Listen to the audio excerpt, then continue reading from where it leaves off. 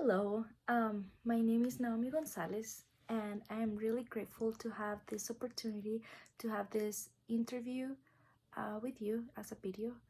And yeah, I'm excited. So, for the first question that you guys ask, it talks about describe the core components of a virtual machine and explain how would you leverage virtualization technology in a business setting. Okay, so a virtual machine is a physical computer that has virtual machines on it. And this works because it has hypervisors. The core components of it are the same things that a normal computer has, but virtual. So you have a virtual CPU, you have a virtual RAM, you have virtual storage, you have a virtual disk. Um, you can also have like virtual network cards, so it's pretty useful. It has to have a host machine in order to have multiple virtual machines that can run in a server. And for the advantages of virtualization in a business, so there's a lot of advantages for it.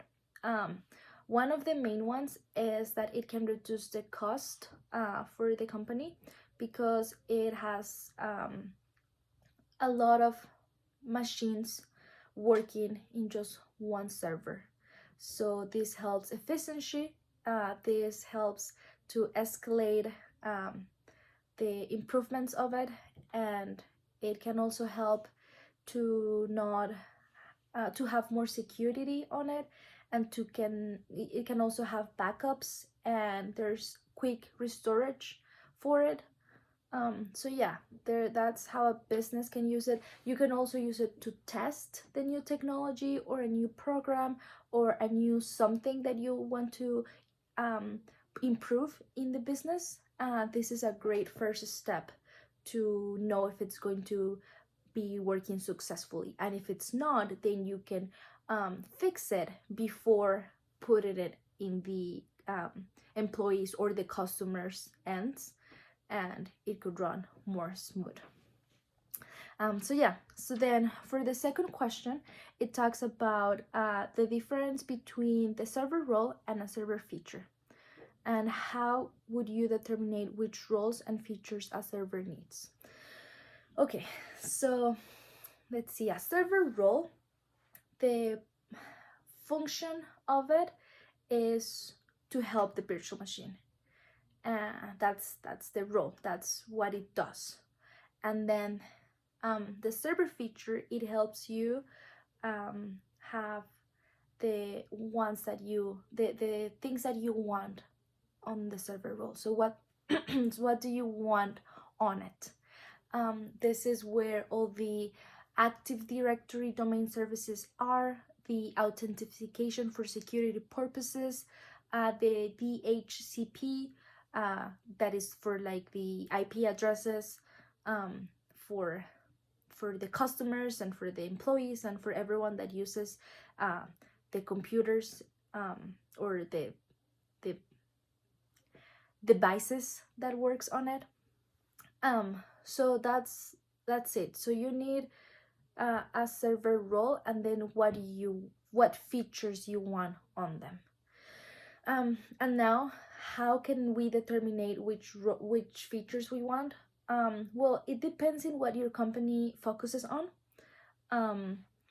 For example, if you have a business that has different clients and different people serve purposes for different clients or different strategies, then you can access or deny access to people or allow access to them. So this also makes it more secure, because you don't want people like, I don't know, like the TA apartment, or you don't want the marketing apartment to know what human resources know about contracts, about sensitive information, about maybe salaries, as well as for example, if you are in a school, maybe the teachers have access to your assignments from your specific courses, but they don't have access to something else like like your grades in other courses,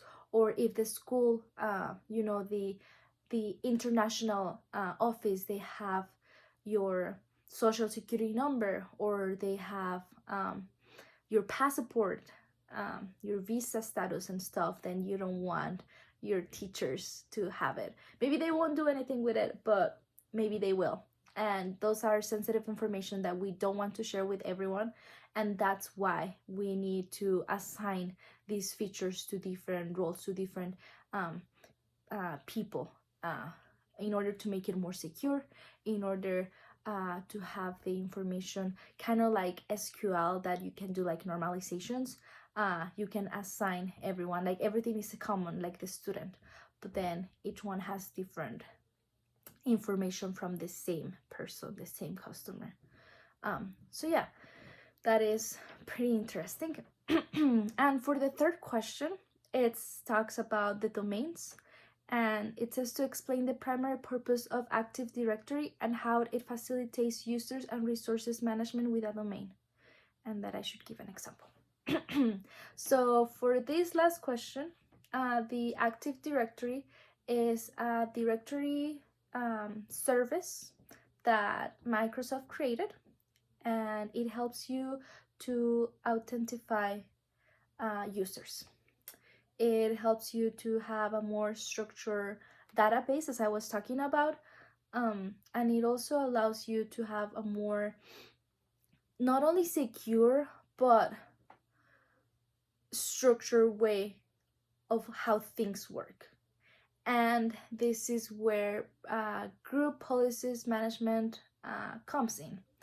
It's where we can have the way to administrate stuff, the way we want our customers or employees to have the information, and how they can use it in what they need.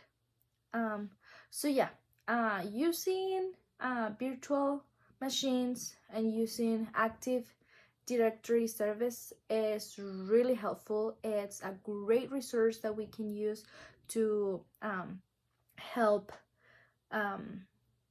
our life be easier at work.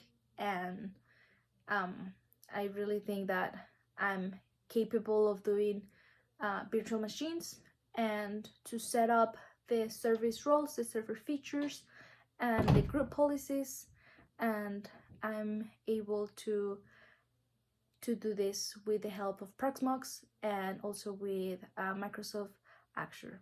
So yeah, this is my video. It was a pleasure, and I hope you have a wonderful day. Thank you.